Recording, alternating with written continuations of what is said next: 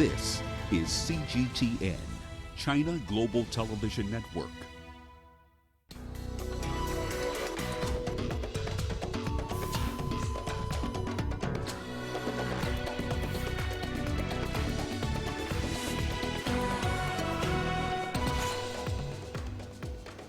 Africa surpasses 1 million coronavirus cases.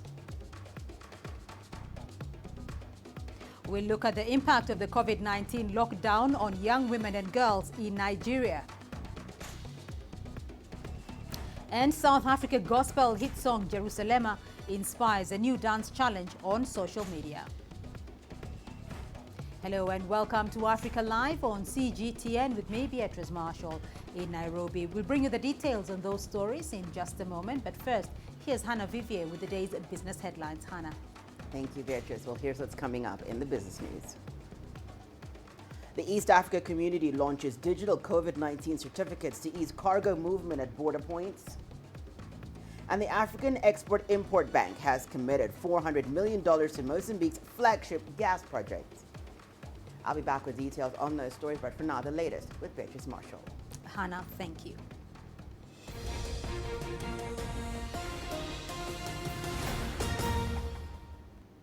We begin with some breaking news. An Air India Express passenger flight en route from Dubai has overshot the runway when landing at Kerala's Kozhikode airport. It is reported that 191 people were on board. So far, 14 deaths have been confirmed and at least 35 others reported injured, among them 15 who were seriously hurt. According to local media reports, the plane overshot the runway, fell into a valley and broke into two pieces. Several local Indian news outlets have reported that one of the pilots also died in the crash. The disaster happened at around 7 p.m. local time amid heavy rainfall in the area. The Blood Donors India Volunteer Group has issued an urgent plea for people to come forward to donate blood at 2 hospitals in the city of Kozhikode. Well, let's shift our focus now to Nigeria, where at least 21 people have been killed in the country's northern state of Kaduna by unknown gunmen. The attack has occurred despite renewed efforts by the government to restore security in the state. CGTN's Philly Haza has more from Abuja. The gunmen suspected to be militia herdsmen attacked 5 communities in Zangon Kataf local government area of Kaduna State. That's according to the chairman of the local government council, Elias Manza. Manza stated that the attack took place between the late hours of Wednesday into the early hours of Thursday morning, leaving many others injured and multiple properties destroyed. The Kaduna State Police Public Relations Officer Mohammed Jaling also confirmed the attack, saying that at least 21 people were killed, but local sources say the figure could exceed 30. Jaling says investigations are ongoing to ascertain who the attackers are in order to arrest them. Northern Kaduna is occupied by mostly Muslim herders, while the southern part is predominantly inhabited by Christian farmers, and there have been disputes between the two groups over land and resources. The recent attacks occurred despite increased security surveillance and a 24-hour curfew imposed by the state government in the troubled parts of southern Kaduna. However, the police say they will work with the military and other security agencies to ensure the safety of citizens as well as prevent further attacks in the state. President Muhammadu Buhari has also challenged the country's heads of security to be resolute in ending the insecurity in the country. Phil Ihaza, CGTN, Abuja. The number of coronavirus infections in Africa has surpassed 1 million. The Africa Centers for Disease Control and Prevention says 10 countries account for 80% of coronavirus tests conducted across Africa. This indicates that little testing is taking place in many countries around the continent. Experts also say low levels of testing in many countries could mean infection rates are higher than reported. So far, nearly 9 million tests have been conducted across the continent, up 9.4% from last week's tally. South Africa still has the highest number of cases across the continent. The country ranks 5th highest in the world. The first members of a surge team of health experts from the World Health Organization have arrived in Johannesburg to help bolster the country's response to the pandemic. In Ghana, people are abandoning face masks for plastic face shields, citing discomfort in breathing when wearing the face masks for long hours. Health experts are, however, warning that this could lead to a spike in COVID-19 cases in the country because wearing the face shield alone does not protect people against contracting the coronavirus. CGTN's Nabil Rufai reports from Accra. Abigail Nyaku saw a better business opportunity in selling plastic face shields when Ghana started recording an increase in the number of infections of the coronavirus. She stopped selling tomatoes in this market and jumped right into the sale of protective equipment. Many people are interested in the face shield. At first, people couldn't afford it because the price was high, but now that we have reduced the price, demand is high. The government has made the wearing of face masks compulsory for everyone and hopes this could help curb the spread of COVID-19. But some walk around without any protection, while others are abandoning the face masks for plastic face shields. I find it difficult to breathe when I wear the face mask, so I prefer to wear the face shield. Plastic face shields are gradually flooding the Ghanaian market because they are cheap. They are also becoming a fashion accessory for many people. With just 8 to 7 cents, one can buy a face shield while in traffic along the streets of Accra. Those in the business of selling face shields say they are seeing a boost in sales due to high interest among Ghanaians.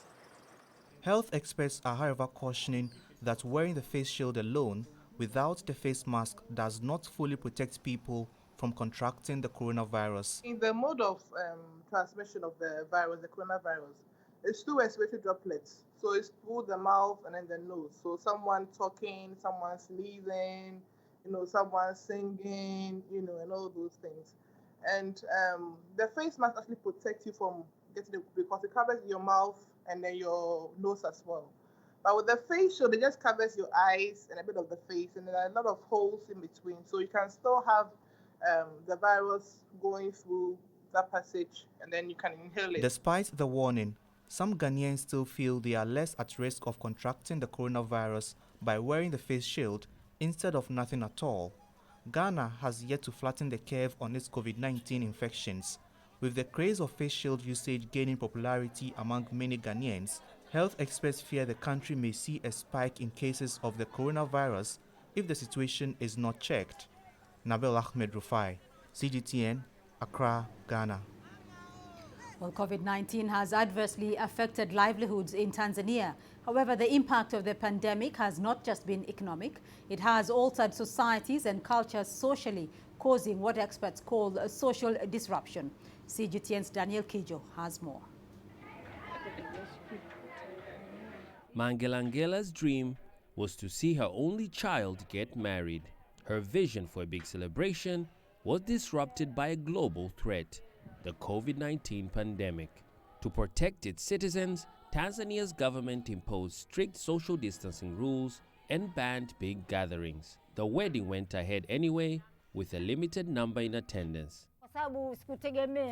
I was in shock. We have a big clan, but very few came to the wedding. Even the contributions to the cost were lower than I expected, so the whole wedding was on me. Unlike its East African neighbors, Tanzania did not impose a full lockdown, but social distance measures in place caused unprecedented social and cultural breakdowns. Burials were limited to immediate family members, not exceeding 8 people. One thing that is, I think, the most difficult is when it comes to the grieving. So a lot of people passed on, and a lot of people were not able to properly grieve, because again, funerals are more or less a ritual in which we used to grieve. Tanzania is a diverse country made up of more than 120 ethnic groups. People from different tribes share strong feelings of unity that are expressed through collective social events.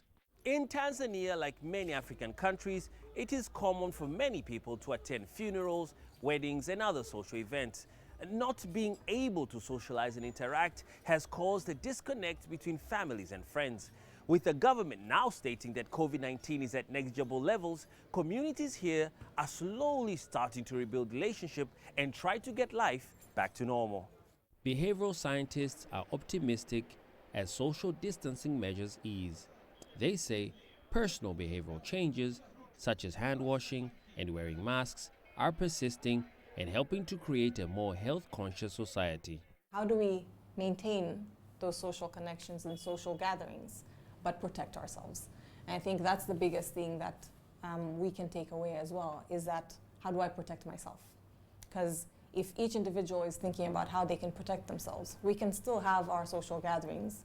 Medical experts say to end the pandemic, the virus must either be eliminated worldwide or people must build up sufficient immunity through infections or a vaccine. But it will be a challenge to change the culture of how Tanzanians interact with each other for the long-term good of its society.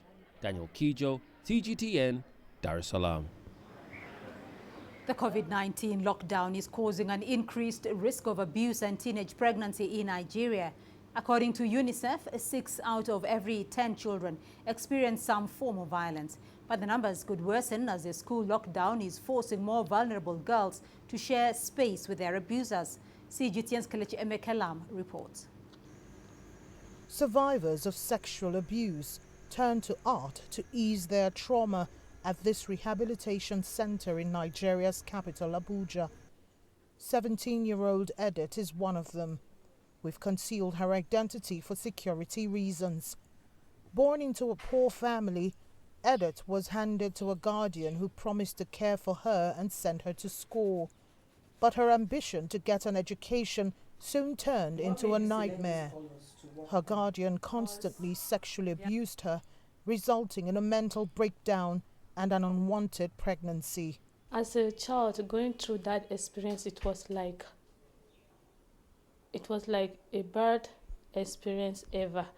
Because for me, at the age of 14, going through a motherly experience, I wasn't happy with it. I was like, after giving birth, I would just sell the baby out. But then it was a very tough decision for me. Young girls are constantly being violated in Nigeria. A UNICEF report shows that 1 in every 4 girls experienced sexual violence before they turned 18. Now more organizations like this one are providing psychosocial and other forms of support. Some victims come here battered, they come here raped, they come here with blood dripping on them, we come here with burns. One of the first things we have to do is to give them medical care. Despite the alarming statistics, there are concerns that the situation is being worsened by the COVID-19 lockdown. So the number of sexual violations have skyrocketed. There's a spike in sexual and gender-based violence. For instance, in Whatcliff, for the first half, January to June, we have recorded 50 cases of mixed cases anyway, cases of child labor, of trafficking in persons, of sexual and gender-based violence. We have 20 cases of sexual and gender-based violence so far since the lockdown. Recently, Nigeria has witnessed widespread outrage over increased sexual violence, from streets to online protests calling for an end to the act.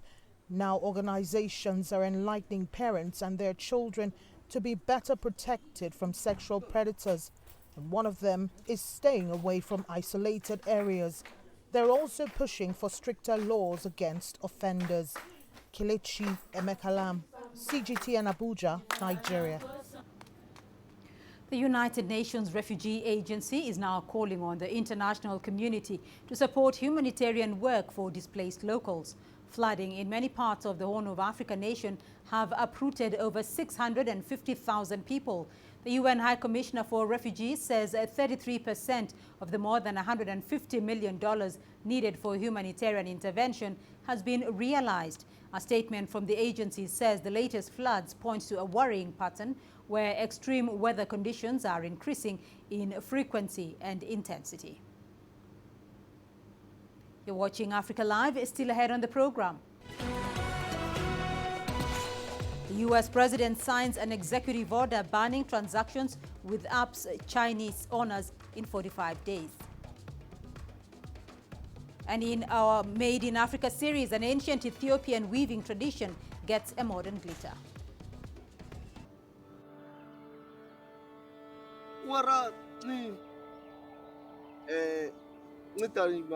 Damas,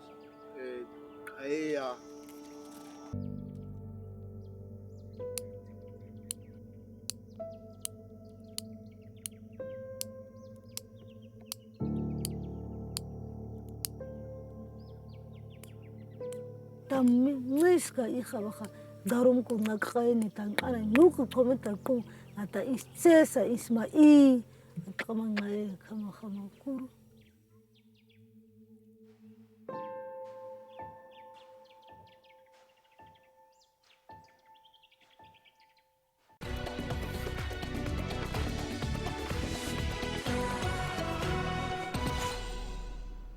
Let's revisit our headline story this hour on the Air India Express plane crash in the southern city of Calicut in the state of Kerala.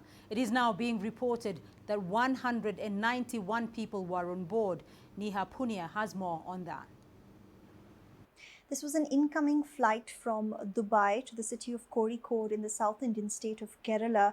Initial reports suggest that when the plane was landing, it skid off the runway and fell into a valley right next to it. Eyewitnesses described seeing debris at the site, and initial reports suggest the plane may have broken off into two pieces. There were about 174 passengers on board, including 10 infants, and initial reports suggest that many have been grievously injured. Immediately after this incident, they were rushed to a local hospital near the airport. We believe this was an Boeing 737 aircraft being run by India's national carrier Air India. It's been running several evacuation flights from different parts of the world in wake of the COVID-19 pandemic. We haven't heard any official word on what the cause of this accident was, but the southern state of Kerala has been witnessing heavy rainfall all through this week. On Friday, 15 people died in a landslide in another part of the state, and initial reports suggest that it might have been raining heavily at the time this plane was attempting to land. Neha Punia, CGTN, New Delhi. U.S. President Donald Trump has signed an executive order taking aim at Chinese tech giants Tencent, the owner of social media app WeChat, and ByteDance, the parent company of TikTok. The U.S. has questioned the company's handling of the data collected from American users. Our correspondent Liling Tan has more from New York. WeChat has said it doesn't share information with the Chinese government, and its international user data is held or stored offshore outside of China. Now, TikTok has also time and again denied these allegations, saying its data centers are also located away from China. Now, for TikTok in particular, the president wants to close it down by September 15 unless it is bought by a U.S. company. We know that Microsoft is in talks to buy. So it does appear that this is kind of a you have to be bought or be banned type of situation for these Chinese-owned apps. Now, the bans as they stand appear to be sweeping, but the language is rather vague. We don't know exactly what type of transactions are prohibited, but it does appear that because the bans go into effect in 45 days, we'll have 45 days to find out from the U.S. Commerce Secretary, who has been tasked with defining the terms, what these terms actually mean and how vast and sweeping they might be. Now, the Trump administration, however, has said before that they want apps like WeChat and TikTok removed from app stores in the U.S., and it's likely the impact would be felt by app stores here. All of this, of course, isn't happening in isolation. It comes amid rising tensions between Beijing and Washington over a range of issues from politics to intellectual property, trade, and of course, the handling of the coronavirus. The parent companies of TikTok and WeChat have responded to Trump's move. Tencent says it is reviewing the order to get a full understanding. Meanwhile, its shares fell nearly 10% following the announcement. ByteDance says it will file a lawsuit if it is treated unfairly and claimed the order was issued without any due process and against the rule of law. The company stresses Trump's order is contrary to a free and open market. To Lebanon now, and the country's president says investigators are looking into external interference among possible causes of Tuesday's Beirut port blast. Protesters have been calling for a transparent inquiry. It comes after 16 port staff were detained over the deadly explosion. Meanwhile, aid continues to pour in from different countries. European Council President Charles Michel has also pledged support. He's heading to Beirut on Saturday ahead of a major fundraising conference organized by French President Emmanuel Macron. Tuesday's blast has so far killed over 150 people and injured thousands of others. Over 10% of Beirut's population are said to be displaced. Yuna Nafal has more from Beirut. It's interesting to see that local NGOs are doing a lot more for the people than the actual government. No official has yet released, except for the Prime Minister saying that he wants to hold those responsible to account. No, and the president saying, you know, oh, there was this much tons of ammonium nitrate stored at the port that was neglected for 6 years. No public official has really come out to say, listen, you know, let's try to help. Let's have donations. Let's set up funds. You know, it's interesting that the French president came over to Lebanon yesterday, bracing COVID, went down to the streets, meeting people, hugging them. And, you know, if that's not humanity at its best, I don't know what is. People and citizens calling for the French mandate to come back because they believe that their leadership has failed them so atrociously, they have no hope whatsoever. You see people everywhere gathering, coming in from the mountains, helping people in Beirut. That's the unity of the Lebanese. The Lebanese stand together, and that's really, you know, it speaks volumes of the spirit that they have, because the government has failed them over and over for decades, and it probably still will, and this is how they feel, and rightfully so at this point. To our continuing series on Made in Africa. Hand weaving in Ethiopia dates back centuries. The craft has been passed down through the generations. Woven cloth is used to make traditional clothing, but as Ethiopia modernizes, younger generations are choosing not to pursue this skill. Ermias Etilahun is one of the few Ethiopians who have chosen to keep this art alive. The technique he uses has not changed. However, his designs and experiments with color, material, and patterns give the trade a unique touch. Let's take a look.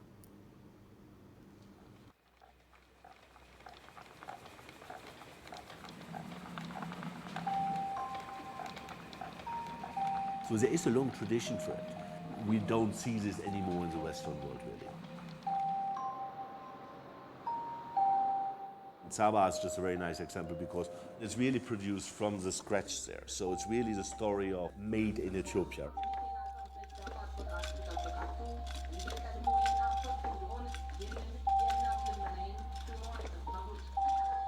በሽመና ስራ ውስጥ ከ14 ዓመት በላይ ሰርቻለሁ። የሽመና ባለሙያ ነኝ፣ ዲዛይነር ነኝ ማለት ነውና ዲዛይን ሳደርግ አብዛኞቹ በውስጥ የሚመላለሱትን ስራዎች ሰራለሁ።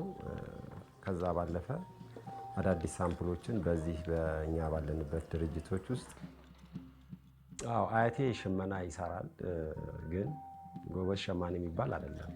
በእርግጥ ነጋዴ ነው። እሱ እኔ እንድሰራም ሆነ በዛ ሙያ ውስጥ እንደሆን አይፈልግም ይመስለኛል። ግን እኔ ተደብቄ እሞክር ነበርና ከ10 ዓመት በፊት ያሰብኩትን ስራ ሰርቼ በጣም ተደስቻለሁ። ያንን ለመስራት 5-6 ጊዜ ተበላሽቶብኛልና ብትሳሳች እንኳን ማለት ነው የተሳሳትሽውን ስህተት በማብዛት ሌላ ዲዛይን መፍጠር እንደሚቻል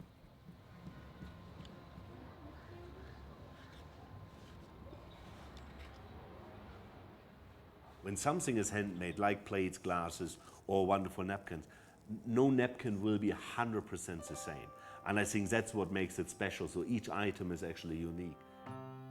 Because what we want to do in restaurants and hotels nowadays, we want to become a little bit more home, not as sterile as hotels maybe sometimes are. We were looking around to see what we could use within our hotel, and then we met with the people from Sabah. And I think it was a very nice collaboration because one is the quality of what they produce, but also behind of how many ladies they give really the opportunity to work with, how they really start from scratch to produce wonderful products. በሚሸምንበት ጊዜ ዋናው የምለው ነገር ያው ጥሬ ዕቃው ወሳኝ ነው። ኮተን እጠቀማለሁ፣ ሊነን እጠቀማለሁ፣ ሐርን እጠቀማለሁ። ሐሩን ለማምረት የሚመገባቸው ቅጠሎች አሉ። የጉሎ ቅጠል ይባላል እና እሱን ከተመገበ በኋላ ከ45 እስከ 60 ቀን ሲቆይ 5 ጊዜ ነው 4 ጊዜ እንደዚህ ይገፋል። እየቀየረ ይመጣል ሲልኩን ለማምረት ሲደርስ ማለት ነው። እዛ ውስጥ በ24 ሰዓት ውስጥ ሐሩን አምርቶ ይጨርሳል ማለት ነው።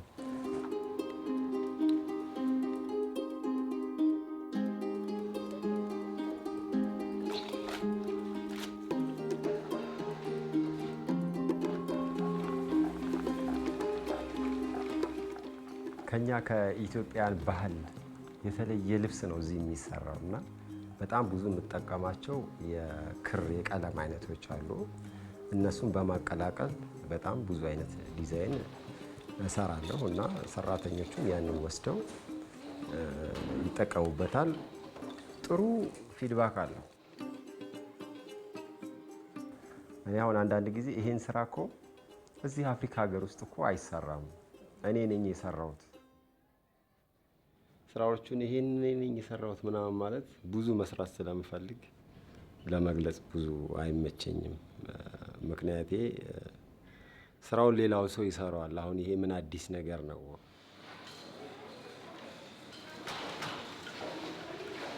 እና አብዛኞቹም ወደዚህ ስራ ሲገቡ እንግዲህ የየራሳቸው ምክንያት ይኖራል። ራስን ለመቻል መጀመሪያ ይሄንን መስራት ከዛ በኋላ ሌላ ስራ እሰራለሁ ብለው ነው አብዛኞቹ የሚገቡት። ግን ለረጅም ጊዜ ሳያስቡት አብዛኞቹ ሳያስቡት እንደገቡ ነው የሚያስቡት እና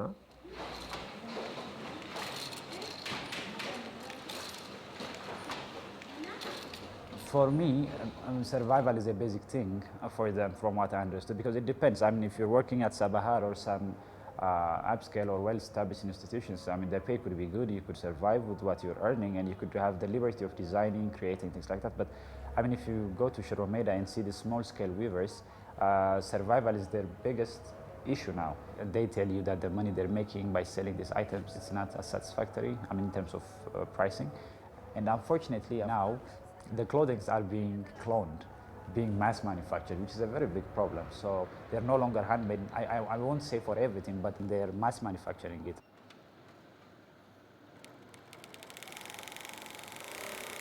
I think the weaving industry has a very big potential of expanding and growing. It is growing now, but mainly for exports. But the usage locally is not here yet. I mean, it's here, but it's more occasional.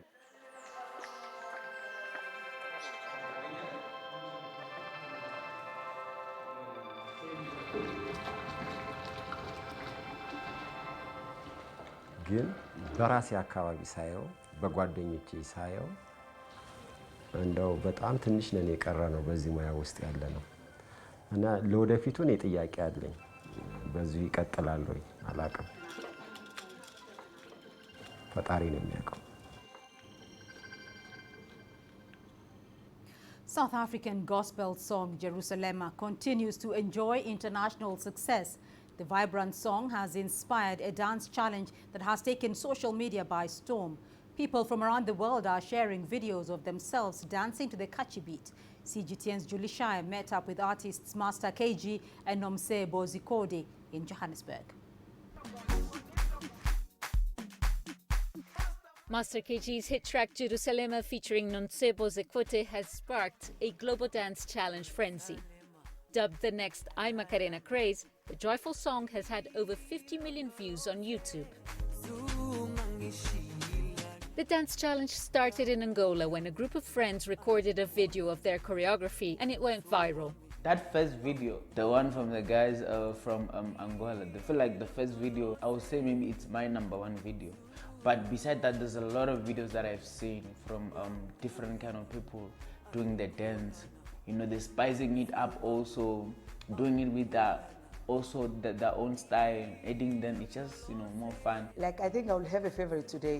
Tomorrow I see another one. Oh, and I cry. Tomorrow I see another one. I think I'm getting mixed emotions. All of them, they're nice. So they are all amazing, and thank you so much to everyone that has been doing those challenges. Artists say they're speechless with the global success. It's the third most searched song on Shazam music app. I didn't believe it, because firstly I was like, what? Maybe, you know, people are just pranking me now. But sometimes I don't even know how to express it, because the love is just, you know, it's just too much. Everybody, you know, is showing love. They're supporting the song. They're having fun with the song. The song is, you know, lifting their spirits up. The way it started, actually, Master KG called me to say, come Nomcebo, I want us to do this song together. The beat was so amazing, and then I just came out like Jerusalema, Ikayalami, Ngilondoloze, uhambe nami zungangishiyilana, which simply means Jerusalem, my home, go with me, never leave me here. My home is not here. South Africa has recognized the duo's global success and appointed them as young ambassadors. Me, as also a young boy from the villages, I'm happy that, I'm going to inspire a lot of guys, a lot of kids out there. I'm so happy about this opportunity, and I'm looking forward to just, representing my country all over the world, giving them the taste of South African music and what we are capable of as South Africans. Jerusalema has got the whole world dancing through this pandemic. Even I gave it a try. You know the moves, the Jerusalema dance move. Okay, do you want me to teach you now? You need to know 1, 2, 3, 4. 1, 2, 3, 4. 1, 2, 3, 4. Da, da. I think it's all about counting. If you've got your counting right, you're gone. This joyful song has reached all corners of the world, and it's lifting spirits when people need it the most. Judy Shire, CGTN, Johannesburg, South Africa. And let's now take a look at your business news. Here's Hannah Vivier. Hannah. Thank you, Beatrice. Well, here's what's coming up in the business news. The East Africa community launches digital COVID-19 certificates to ease cargo movement at border points. And the African Export-Import Bank commits $400 million to Mozambique's flagship gas project.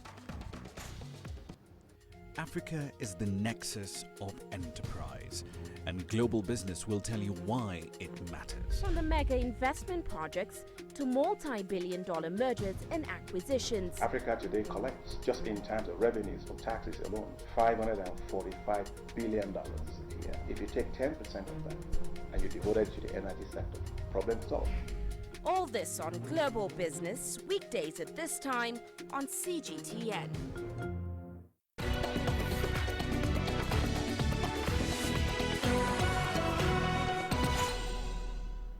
Time now for the business news.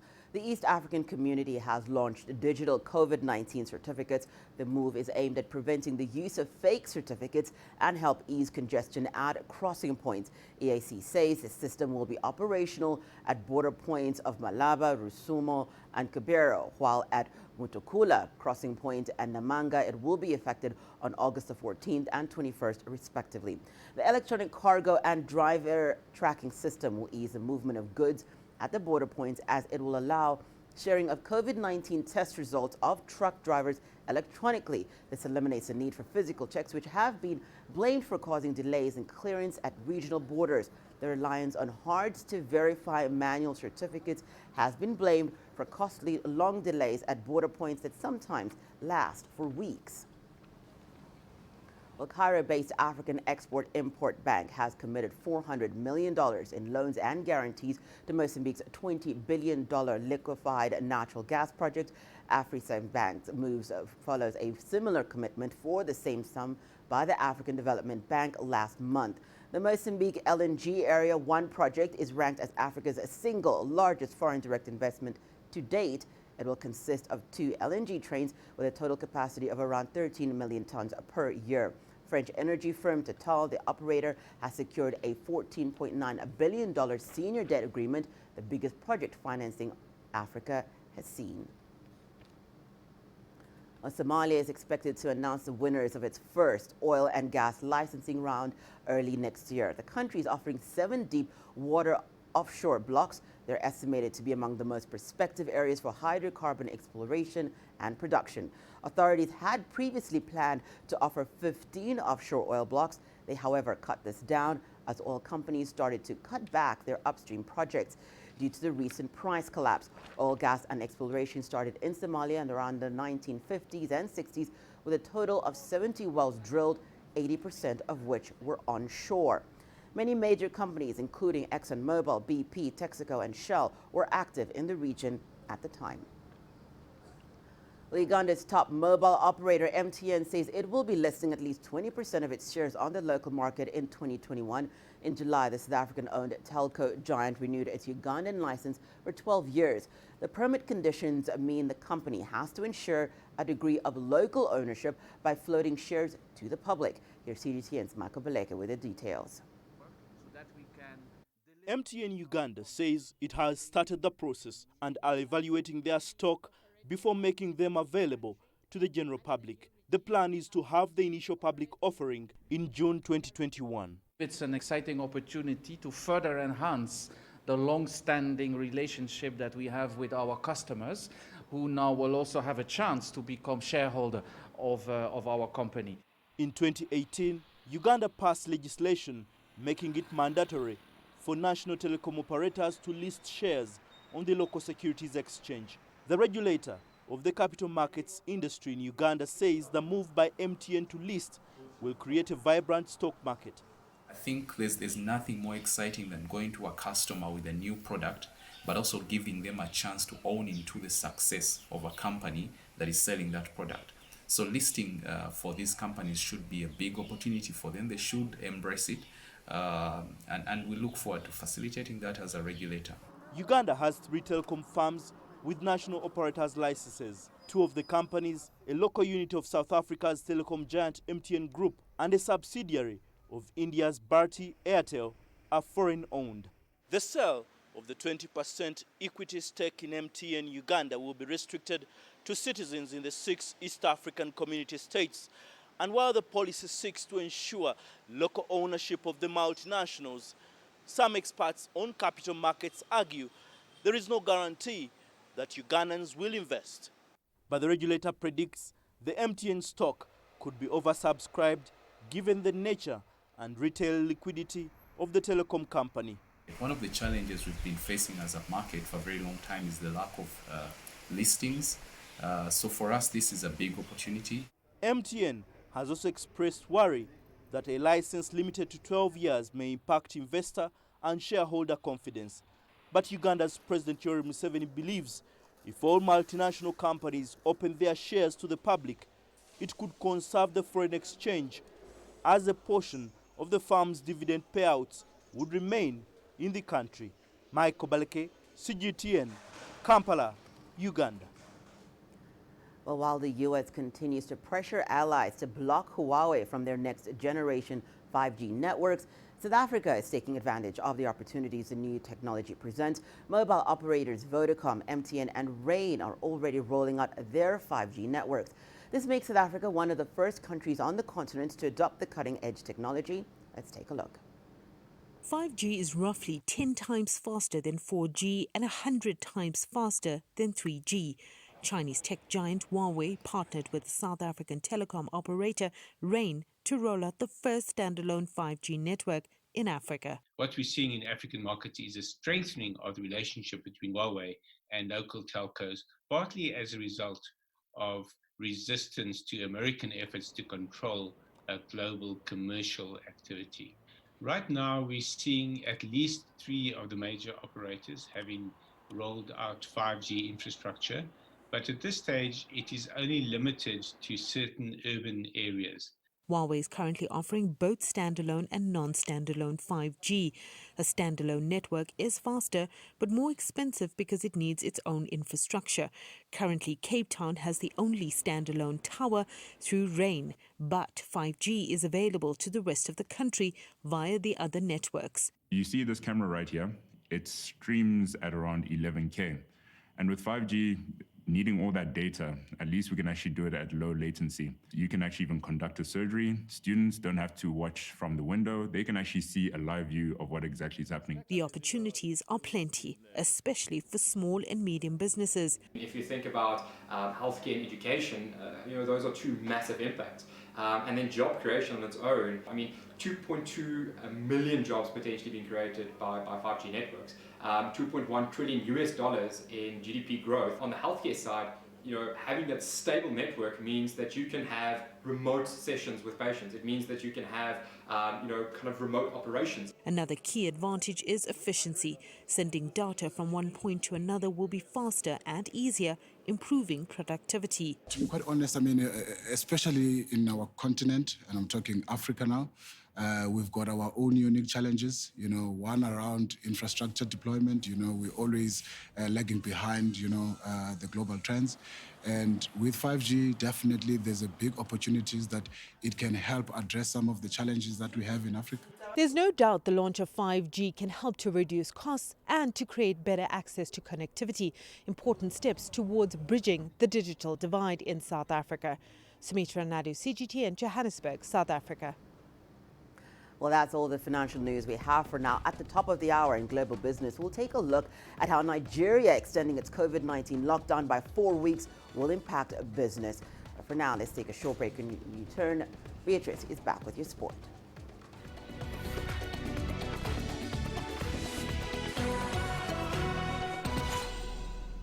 Now, after 3 days of covering various 2020 Olympic Games qualifiers from across Africa, CGTN's Richard Nta now brings us the last installment on Bold Sports. Thank you and welcome to our final segment of our special series, The 2020 Olympic Dream Lives On. And as you can see behind me, the Olympic flame was extinguished this year. Among the athletes most affected by the postponement of Tokyo 2020 to next year are ball game players. We spoke to some football, rugby, hockey, and volleyball teams from across Africa to bring you their stories of despair and hope.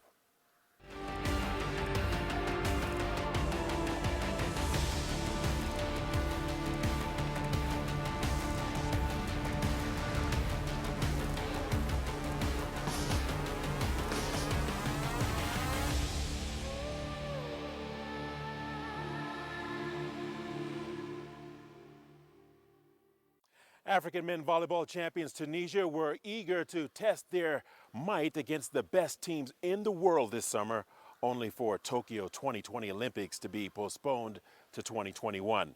Now, with their training schedule disrupted further by COVID-19, team captain Mehdi Ben Sheikh is rallying his charges to remain focused for next year, as CGTN's Adnan Shawalshi reports. Tunisia's men volleyball captain Mehdi Ben Sheikh was on the verge of fulfilling his childhood dream of leading the North African Giants to an Olympics. However, his country, like almost all territories around the world, was not spared by the coronavirus pandemic that saw all sporting activities suspended earlier this year. The Tokyo 2020 Summer Games, where Mehdi hoped to star, were also affected, with the event postponed to 2021. Undaunted, the talented setter has executed his role as team leader by rallying his teammates to resume training after staying out for months. This health crisis affected our lives. I've been preparing for the Summer Olympics for years. I even encouraged all my teammates to stay active at home during the general lockdown. It's very difficult for a professional athlete to miss the Olympics, but the morale is high. We should not look back, but rather work hard for 2021. With 2 core training sessions a day, 90 minutes of fitness exercises and more than 2 hours of technical skill drills, the African champions are back in full swing. Mehdi can now focus on galvanizing his troops for the battle ahead in a sport where Africa is yet to produce an Olympics champion. We're working hard to represent Tunisia and Africa in the best way. The technical and physical level of the 12 top teams in the world is very high. Our goal is not just to take part in the tournament, but rather to achieve a good result.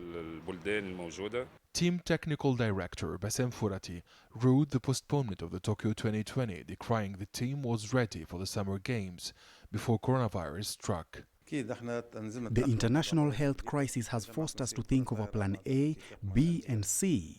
A, to fly to Tokyo, B, to train at home while waiting for the Olympics this summer, and C, to prepare for the Olympics in 2021. That's how we adapted with the prevention measures. The Tunisian volleyball team will take part in the Arab Championship next November or December. This international tournament is the first on a long list of competitions to prepare for the Tokyo Olympics. Adnan Shawishi, CGTN, Tunis. Apart from at-home fitness drills in makeshift gyms, South African women's hockey has not been able to step foot on a field. Currently ranked 16th in the world, they secured their spot for the Tokyo Olympics when they beat Ghana 6-0, can you believe it, in their final group match. The game's postponement has helped lay down the mark for what South Africa needs to do to prove they are strong medal contenders next year. CGTN's Julie Shire visited the team's first field practice after 5 months. This team's exceptionally special. What makes them special is the dynamic that every player is in an amateur environment, but they train as professionals, they live like professionals, and they just love the game of hockey. It definitely adds to our drive and what we stand for as a team. As far as I know, we are the highest ranked amateur team in the world. It just shows you there's always something special about South Africans. We know the fight, the spirit that we have in all sporting codes. We've seen it with the rugby, the cricket, I can name every sporting code. And I've never seen it as a disadvantage. I've always seen it as we can achieve anything. When I found out the Olympics were postponed, it was obviously huge disappointment, and it was something that we'd been working so hard for, and now kind of the goal had been shifted.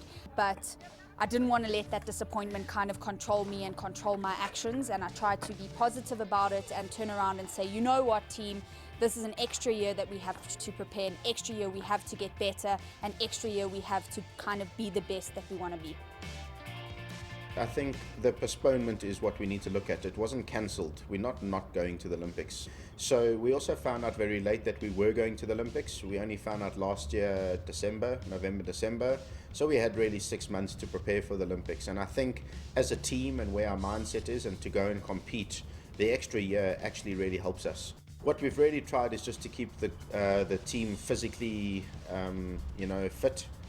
As best as possible, and in lockdown they were doing home gym programs. I'm extremely proud of this team. I'm proud of the attitudes that they've had throughout the whole lockdown, trying to keep positive, staying fit and making sure that we are moving in the right direction. After qualifying for the Olympics at our Africa Cup tournament where we played against Ghana in the final, and stamping our dominance in Africa and getting that ticket to Tokyo, it's something that the team really was working hard towards. So now that we have that, it's on to the next goal, and I've got no doubt my team is here to work hard and make sure that we can be the best we can be. They've been waiting a long time to get onto the field. Oh, I can't wait. I'm so excited. It literally feels like Christmas all over again. So can't wait to get out there and play a bit. The Olympics is obviously a sign of hope for everyone. I think especially during these COVID times when there is not much hope out there and people are feeling really negative and there's not much to kind of wake up in the morning for. We want to prove ourselves and improve ourselves on the big international stage, and that's obviously the Olympics. To medal would be an absolute dream come true. Now winning a medal for my country is just, I don't even know how I'd feel. It would just be like the most amount of excitement, like winning a medal at Commonwealth. Winning an Olympic medal would just be like out of this world. I wouldn't take it off. The aim for us is to make top 8 or higher, of course, but we definitely want to make quarterfinal. I don't think it's ever been achieved, so that is the big goal. It's been a long and tough lockdown for these athletes, but they're rearing to go. They're now placing all their focus on next year's Olympics and are hoping to break into the top 10 for the first time. Julie Shire, CGTN, Johannesburg, South Africa. For any athlete, success at an Olympic is a sure ticket not only for instant fame, but considerable fortune.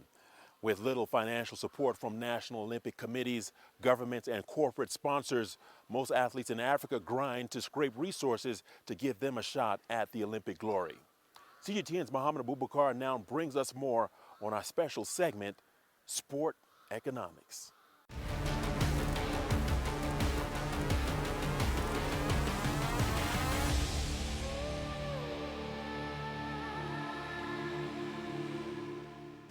We have therefore made the assessment that COVID-19 can be characterized as a pandemic.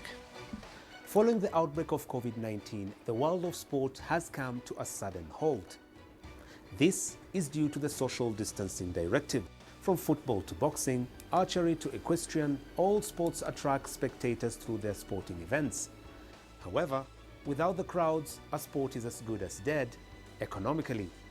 No crowds and pitches results to no ticketing and eventually to no revenue.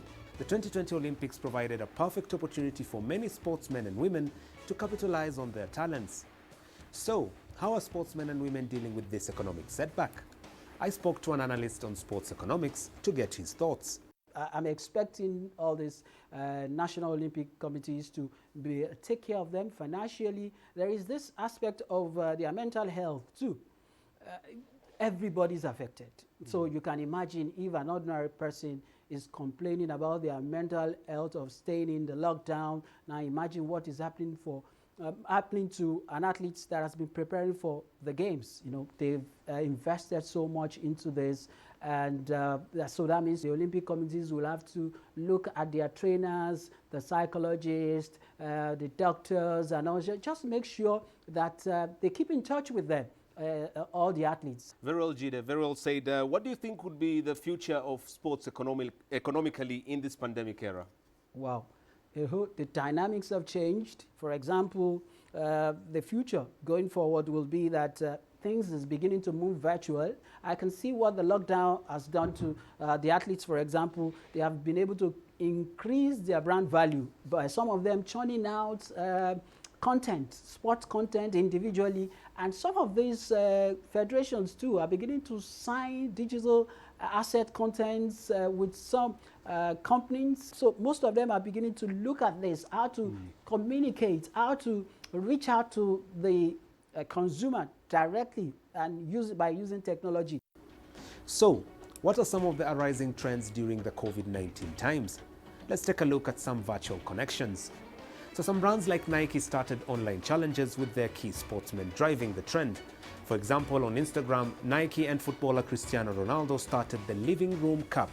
Cristiano did 142 reps in his living room for 45 seconds. Hi guys, this is first edition of Nike Living Room Cup. I'm showing you how many apps I can do it in 45 seconds.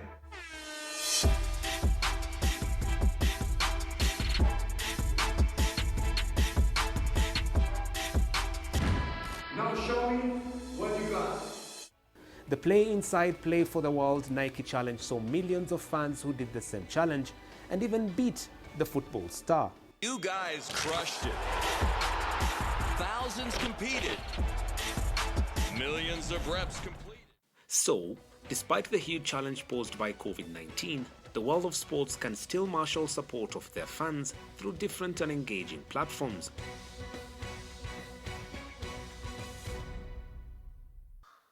There is much excitement around the South African men's football team that will participate in the 2021 Olympic Games. The group consists of young players who apply their trade in some of the top leagues in the world and are expected not only to do the Rainbow Nation proud, but also to challenge for a medal. CGTN's CS Duplessis has more. 2016 was the first time the South African national under-23 men's team had qualified for the Olympic Games in almost 2 decades. The squad, coached by Owen De Gama, was full of promise but failed to win a game. Fast forward to November 2019, and after finishing third in the under-23 AFCON tournament, the team known as Amaglugglug were home with a second successive Olympic qualification safely in the bag. I think for 5 seconds or so, you know, one just froze and observed the excitement, you know, of the players, staff running onto the pitch, and you know, joining then the celebrations. Then it really dawned on one that we've achieved the objective that South Africa wanted for us and the South African Football Association, which was to take the team to Tokyo.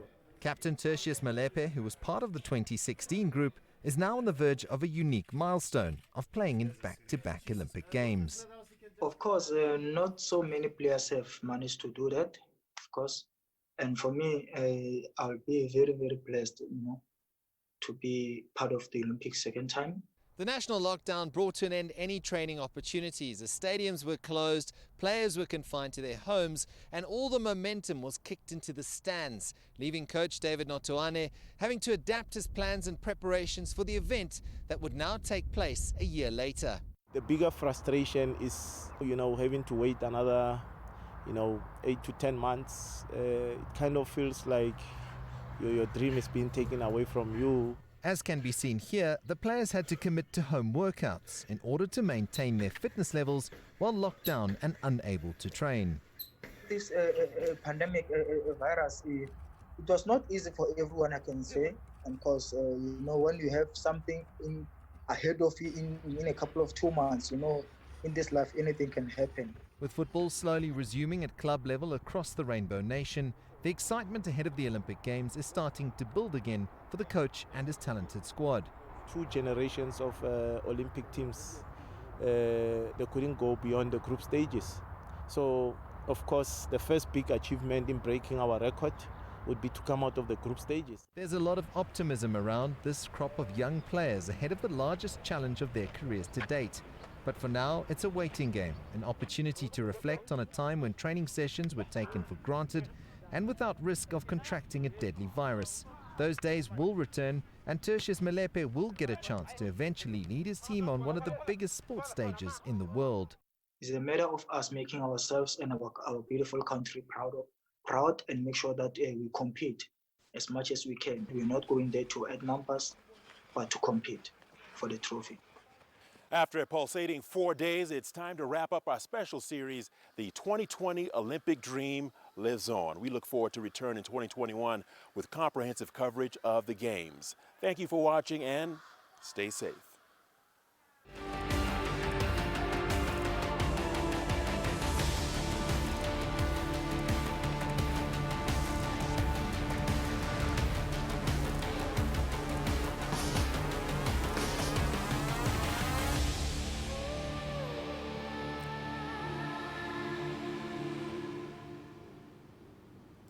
And that's it on this edition of Africa Live. Remember, you can send your feedback to the contacts on your screen and follow us on our digital media platform. Thank you for watching.